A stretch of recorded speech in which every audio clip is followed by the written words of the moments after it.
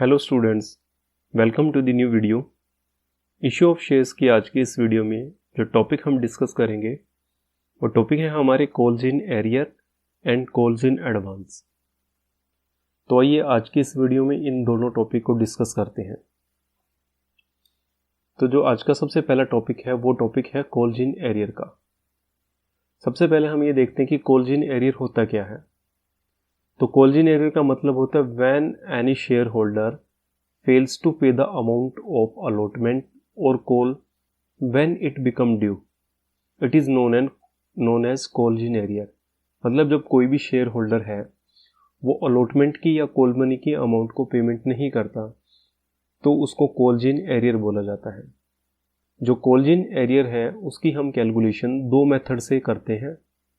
तो वो दोनों मेथड कौन कौन से हैं? फर्स्ट मेथड में तो हम क्या करते हैं कि without opening calls in arrear account, यानी कि इस मेथड में हम calls in arrear account open नहीं करते। सेकंड मेथड में by opening calls in arrear account, यानी कि सेकंड मेथड में हम कॉल्स इन एरियर अकाउंट को ओपन करते हैं। तो आइए इन दोनों मेथड्स को हम स्टडी करते हैं। एक बारी इनके रिगार्डिंग कुछ पॉइंट्स हम डिस्कस करते हैं। जब हम फर्स्ट मेथड यूज करते हैं without opening calls in arrear account, तो उसमें क्या होता है कि in this method there is no need to open calls in arrear account, यानी कि इस मेथड के अंदर calls in arrear account open करने की कोई रिक्वायरमेंट नहीं होती। सेकंड पॉइंट क्या है कि in such case the actual amount received from share holders, यानी कि जो शेयर होल्डर से एक्चुअल अमाउंट मिलती है कंपनी को, क्रेडिटेड टू कॉल अकाउंट, यानी कि उतनी ही अमाउंट जो है कॉल अकाउंट में क्रेडिट की जाती है। मान लीजिए एक कंपनी ने 20,000 शेयर्स को इशू किया है और एक ऐसा इन्वेस्टर है, एक ऐसा शेयर होल्डर है जिसके पास 1000 शेयर है और उसने कॉल मनी को पेमेंट नहीं किया गया। तो कंपनी क्या करेगी, जो 19,000 शेयर्स के ऊपर जितनी कॉल मनी की अमाउंट रिसीव्ड हुई है उतनी ही अमाउंट को वो क्रेडिट कर देगी। इसके बाद क्या आता है कि call account will show A debit balance, क्योंकि उसको जितने अमाउंट की पेमेंट नहीं हुई है उतने अमाउंट से जो कॉल अकाउंट है वो डेबिट बैलेंस को शो करेगी। जब फ्यूचर में जो अनपेड अमाउंट है वो कंपनी को रिसीव हो जाती है तो बैंक अकाउंट उतनी अमाउंट से डेबिट हो जाता है और जो रेलिवेंट कॉल अकाउंट है वो उतनी अमाउंट से क्रेडिट हो जाता है। तो ये सिस्टम रहता है without opening call in arrear account. अब जो सेकेंड मेथड आता है जब कॉल इन एरियर अकाउंट को ओपन किया जाता है, तो इन this method call in arrear account is open, यानी कि कॉल इन एरियर अकाउंट जो है वो एक सेपरेट अकाउंट जो है इसमें ओपन किया जाता है। ऐसी कंडीशन में क्या होता है, this account is debited when some amount of allotment और कॉल इज नॉट रिसीव्ड, यानी कि जब कॉल की अमाउंट या कोई अलॉटमेंट की अमाउंट रिसीव नहीं होती तो उतने अमाउंट से जो कॉल इन एरियर अकाउंट है उसको हम डेबिट कर देते हैं। फ्यूचर में जब ये अमाउंट मिलती है तो उस कंडीशन में बैंक अकाउंट को तो डेबिट कर दिया जाता है और कॉल्स इन एरियर अकाउंट को क्रेडिट कर दिया जाता है। तो एक इलस्ट्रेशन से हम इसको डिस्कस करते हैं। ABC company limited made first call of ₹3 on 10,000 shares, यानी कि एबीसी लिमिटेड ने 10,000 शेयर्स के ऊपर फर्स्ट कॉल ₹3 ली गई है। One share holder having 1,000 shares did not पे फर्स्ट कॉल, और उसने 1,000 शेयर जिस शेयर होल्डर के पास थे उसने फर्स्ट कॉल की अमाउंट पेमेंट नहीं की, और कंपनी ने जब सेकंड कॉल डिमांड की ₹2 पर शेयर के हिसाब से, तो उसने जो है फर्स्ट कॉल की अमाउंट भी उसके साथ ही पेमेंट कर दी। तो दोनों मेथड से एंट्रीज कैसे बनती हैं एक बार देखते हैं हम लोग। फर्स्ट जो कंडीशन आती है without opening call in arrear account and by opening call in arrear account. तो सबसे पहले फर्स्ट कॉल ड्यू की एंट्री हम देखते हैं। 10,000 शेयर्स के ऊपर ₹3 के हिसाब से ये 30,000 से एंट्री बन जाएगी। सेम एंट्री आपकी 30,000 रुपीज से जब आप opening call in arrear account open करते हैं वहां पे भी बनेगी। सेकेंड एंट्री में 9,000 शेयर्स के ऊपर ₹3 के हिसाब से 20,000 रुपीज रिसीव होंगे, तो उतने ही अमाउंट से ये वाली एंट्री होगी। लेकिन यहाँ पर आपने call in arrear account open कर दिया तो उतने रुपए से call in arrear account debit हो जाएगा जितने रुपए नहीं मिले हैं। तो 27,000 bank, 3,000 rupees call in arrear and 30,000 rupees share first call. उसके बाद सेकंड कोल ड्यू कर दी कंपनी ने ₹2 के हिसाब से 20,000 की। सेम एंट्री आपकी जब आप कोलिन एरियर अकाउंट ओपन करते हैं वहाँ बनेगी। अब जब रिसिप्ट होता है यहाँ पर दोनों में एंट्री में चेंज आ जाएगा। बैंक अकाउंट में 23,000 रुपये रिसीव होंगे, फर्स्ट फाइनल कॉल में चली जाएंगे आपके 20,000 और फर्स्ट कॉल में चले जाएंगे 3,000 रुपये। लेकिन यहाँ पर क्या होगा, 23,000 बैंक से रिसीव होंगे लेकिन 20,000 फाइनल कॉल में और 3,000 कॉल इन एरियर में आपके जाएंगे। तो ये जो है डिफरेंस है जब आप call in arrear account open करते हैं और call in arrear account open नहीं करते हैं। अब जो नेक्स्ट पॉइंट आता है interest on call in arrear, यानी कि अगर यदि इन्वेस्टर कॉल की अमाउंट टाइम पे पेमेंट नहीं करता तो उसके रिगार्डिंग इंटरेस्ट की पेमेंट होती है। तो उसके रिगार्डिंग क्या क्या रूल्स एंड रेगुलेशंस हैं। The company is authorised to charge interest on call in arrear at is specified in its article, यानी कंपनी के जो आर्टिकल्स में लिखे हुए हैं उस रेट से जो है company interest on call in arrear पे चार्ज करती है। इंटरेस्ट कैसे कैलकुलेट होता है, जब ये कॉल या अलॉटमेंट मनी ड्यू होती है उस डेट से लेकर और जब एक्चुअल पेमेंट की जाती है वहाँ तक जितना टाइम होता है उतने की इंटरेस्ट की इसमें कैलकुलेशन की जाती है। अगर यदि कंपनी के आर्टिकल्स में कुछ नहीं लिखा हुआ, if the article are silent, table F of schedule 1 of company act 2013 shall be applicable.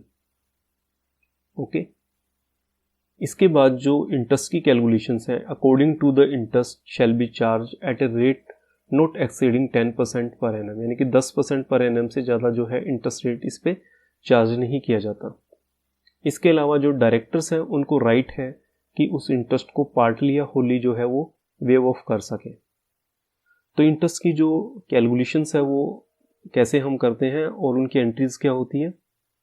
तो सबसे पहले एंट्रीज देखिए, जब इंटरेस्ट ड्यू की एंट्री होती है तो वो क्या एंट्री बनेगी, sundry member account debit to interest on call in arrear account, right. जिन शेयर होल्डर से आपने इंटरेस्ट लेना है कॉल इन एरियर पे उनको debit and call in arrear account आपका क्रेडिट हो जाएगा। जब बैंक में पैसा डिपॉजिट किया जाता है, बैंक में पैसा डाला जाता है कॉल्स के रिगार्डिंग और कॉल इन एरियर के इंटरेस्ट के रिगार्डिंग, तो एंट्री बन जाएगी bank account debit to sundry members. इसके बाद जो इंटरेस्ट रिसीव होता है तो कंपनी के लिए प्रॉफिट है, तो eight the end of the year ये जो कॉल इन एरियर के ऊपर जो इंटरेस्ट मिलता है वो statement of profit and loss account में ट्रांसफर कर दिया जाता है। तो एंट्री बन जाएगी interest on call in arrear account debit to statement of profit and loss account. तो इस तरीके से आपने interest on call in arrear में जो है वो एंट्रीज बनानी है। नेक्स्ट जो टॉपिक आता है हमारा कॉल पेड इन एडवांस। तो कॉल पेड इन एडवांस का मतलब क्या होता है कि if A share holder pay a part और whole amount not yet called on it shares is said to be call paid in advance. मतलब कोई भी शेयर होल्डर्स एक पार्ट अमाउंट या पूरी अमाउंट जो कि उससे फ्यूचर में डिमांड की जा रही थी अलॉटमेंट के रिगार्डिंग या कॉल के रिगार्डिंग, वो एडवांस में ही पेमेंट कर देता है, पहले ही पेमेंट कर देता है, वो कहलाता है कॉल पेड इन एडवांस। जो कंपनी एक्ट है according to section 30 of company act 2030, such amount of call in advance can be accepted only when the authorized by the article of association of the company। यानी कंपनी के article of association में इस type का provision है, तभी company call in advance को जो है वो एक्सेप्ट कर सकती है। For call in advance received credit in a new account call in advance account, यानी कि जितनी भी अमाउंट मिलती है कॉल इन एडवांस के रिगार्डिंग एक नया account call in advance account open करके ऐसी अमाउंट जो है ट्रांसफर की जाती है। अब हम इसके रिगार्डिंग एंट्रीज देखते हैं। तो सबसे पहले अमाउंट रिसीव्ड होती है उसकी एंट्री आती है bank account debit to call in advance, यानी कि जितनी भी अमाउंट कॉल इन एडवांस में मिलती है तो वो कॉल इन एडवांस में जो है वो क्रेडिट हो जाएगी। इसके बाद ड्यू की एंट्री आती है, रेलिवेंट जो भी कॉल है, चाहे फर्स्ट कॉल की मिली है सेकंड कॉल की मिली है तो उसकी ड्यू की एंट्री जो है एग्जैक्ट अमाउंट से आ जाएगी। एंड नेक्स्ट जो आती है इसमें, जब बैंक में जो पैसा डिपॉजिट किया जाता है कॉल्स के रिगार्डिंग तो बैंक अकाउंट डेबिट, और जो call in advance account debit to share call, मतलब जहां पर आपको पैसा बैंक में मिलना है तो वो शॉर्टेज अमाउंट से जो है वो कॉल इन एडवांस में आ जाएगा और उसके बाद टू शेयर कॉल अकाउंट जो है वो आपकी क्रेडिट हो जाएगी। जिस तरीके से कॉल इन एरियर के ऊपर इंटरेस्ट की कैलकुलेशन होती है, सेम उसी तरीके से कॉल इन एडवांस के ऊपर भी इंटरेस्ट की कैलकुलेशन होती है। तो उसके रूल्स क्या क्या है। The company paid interest on call in advance at a specified rate in its article, यानी कंपनी के जो आर्टिकल्स में लिखे होते हैं उसके अकॉर्डिंगली इंटरेस्ट की जो है कंपनी पेमेंट करती है कॉल इन एडवांस के ऊपर। इफ आर्टिकल आर साइलेंट, तो जो टेबल एफ के जो रूल्स हैं शेड्यूल 1 में जो दिए गए हैं कंपनी एक्ट 2013 में, वो एप्लीकेबल होते हैं। According to this interest shall not be paid at a rate of not exceeding 12% per annum, यानी कि 12% पर एनम से ज़्यादा जो है कॉल इन एडवांस के ऊपर इंटरेस्ट की पेमेंट नहीं की जाती। And interest is calculated from the date of actual payment, यानी कि जब उसकी पेमेंट हुई है, and to the due date of call, यानी कि जब कॉल की ड्यू डेट है। तो एक बार आपको फिर रिकॉल करने के लिए बता देता हूँ, जो कॉल इन एरियर है उसके ऊपर तो कंपनी 10% इंटरेस्ट लेती है और कॉल इन एडवांस के ऊपर 12% इंटरेस्ट की पेमेंट करती है। ठीक है, अब इसमें जो एंट्रीज बनती हैं, जैसे हमने कॉल इन एरियर के अंदर जितनी भी एंट्री बनाई थी उसकी रिवर्स एंट्रीज यहाँ पर आप लोग बना सकते हैं ध्यान रखने के लिए। तो पहली एंट्री क्या बनेगी, interest on call in advance account debit. उसमें हमने क्या किया था, रिवर्स एंट्री लेनी है ना हमने, उसमें हमने interest on call in arrear credit किया था, सन्ड्री मेंबर को वहाँ पे डेबिट किया था और यहाँ पे सन्ड्री मेंबर को क्रेडिट किया जाएगा क्योंकि उनको हमने पेमेंट करनी है। तो interest on call in advance account debit to sundry members. Second जो एंट्री बनती है जब उनको पेमेंट की जाएगी, sundry member account debit to bank account. And जो थर्ड एंट्री आ जाएगी, क्योंकि at the end of the year ये एक लॉस है कंपनी के लिए, जो है इंटरेस्ट एक्सपेंसेस है, तो ये प्रॉफिट एंड लॉस अकाउंट में ट्रांसफर किया जाएगा। तो रिवर्स एंट्री हो जाएगी, जो कॉल इन एरियर है उसके रिवर्स में आ जाएगी। तो statement of profit and loss account debit to interest on call in advance account. तो इस तरीके से 3 एंट्रीज जो है interest on call in advance की बनती है। तो चलिए एक क्वेश्चन से हम इसको डिस्कस करते हैं। मिस्टर एक्स है, 50,000 शेयर्स उन्होंने इशू किए हैं एक्स लिमिटेड ने 10 रुपये पर शेयर के हिसाब से। 3 रुपये एप्लीकेशन पे लिए हैं, 2 रुपये अलॉटमेंट पे, 2 रुपये फर्स्ट कॉल पे और 3 रुपये सेकंड कॉल के ऊपर। डेट्स मेंशन है किस किस टाइम में जो है वो कॉल मतलब डिमांड की गई है। इसके अलावा कुछ इन्फॉर्मेशन है कि जो शेयर्स हैं वो पूरे सब्सक्राइब हुए और पैसा जो है वो शेयर होल्डर्स ने टाइमली पेमेंट कर दिया। मिस्टर राम जिसके पास 1000 शेयर्स थे, उन्होंने फर्स्ट एंड सेकंड कॉल की अमाउंट जो है वो अलॉटमेंट पे ही पेमेंट कर दी और जो उनको इंटरेस्ट की पेमेंट है वो 1 फेब को जो है वो की गई है। तो जर्नल एंट्रीज हमने प्रिपेयर करनी है। किस तरीके से जर्नल एंट्री बनेगी इसके रिगार्डिंग, सबसे पहली जो है एप्लीकेशन रिसीव्ड की है, 3 रुपये एप्लीकेशन पे मिले हैं, 50,000 शेयर्स है, 3 रुपये के हिसाब से ये 1,50,000 रुपीज़ की एंट्री बन जाएगी। उसके बाद आपको जो है शेयर एप्लीकेशन अकाउंट का जो अमाउंट है वो आपने शेयर कैपिटल में ट्रांसफर कर दिया, 1,50,000 रुपीज़ से ये वाली एंट्री बन जाएगी। एंड नेक्स्ट जो है अलॉटमेंट अमाउंट आपने ड्यू कर दी 50,000 रुपीज़, 50,000 शेयर्स पे 2 रुपये के हिसाब से 1,00,000 रुपीज़ की। इन तीनों एंट्रीज में मेरे ख्याल से आपको कोई डाउट नहीं होना चाहिए क्योंकि ये पहले भी हम लोग देख चुके हैं। इसके बाद नेक्स्ट एंट्री आती है, यहाँ से हमारी कॉल इन एडवांस वाला सिस्टम चालू हो जाता है। तो 1,00,000 रुपीज़ हमारे को अलॉटमेंट के मिले थे, वो हमने यहाँ पे ले लिए।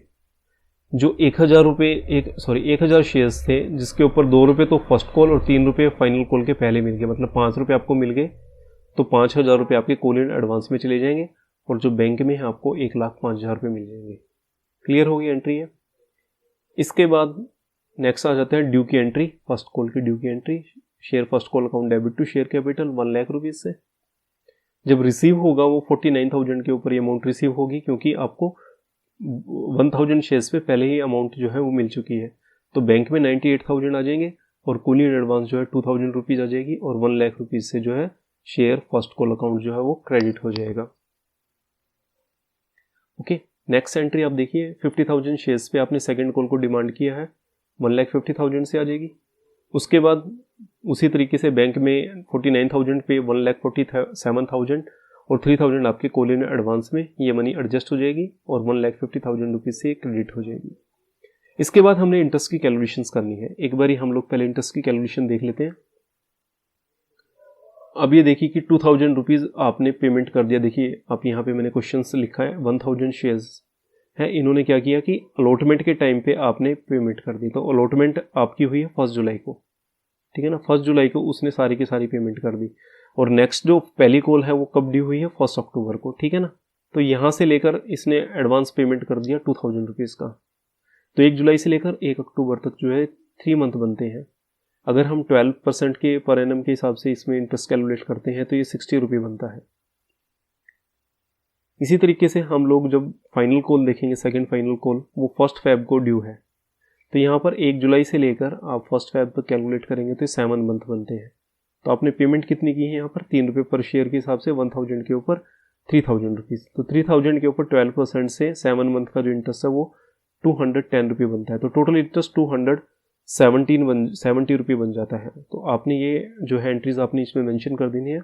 Interest on call in advance account debit to sundry member 270, sundry member account debit to bank 270, and last में आपने इसको ट्रांसफर कर दिया प्रॉफिट एंड लॉस अकाउंट में, statement to of profit and loss account debit to interest on call and जो है call in advance आ जाएगी। 31 मार्च को ये एंट्री बनेगी। ठीक है, ओके, राइट। मेरे ख्याल से आपको ये टॉपिक समझ में आ गया होगा। आपको वीडियो कैसी लगी आप प्लीज़ ज़रूर बताइए। चैनल को सब्सक्राइब कीजिए और वीडियो को शेयर कीजिए। Thank you so much watching the video. अगर यदि कोई भी डाउट है तो आप कमेंट सेक्शंस में आप उसको मेंशन कर सकते हो। Thank you so much.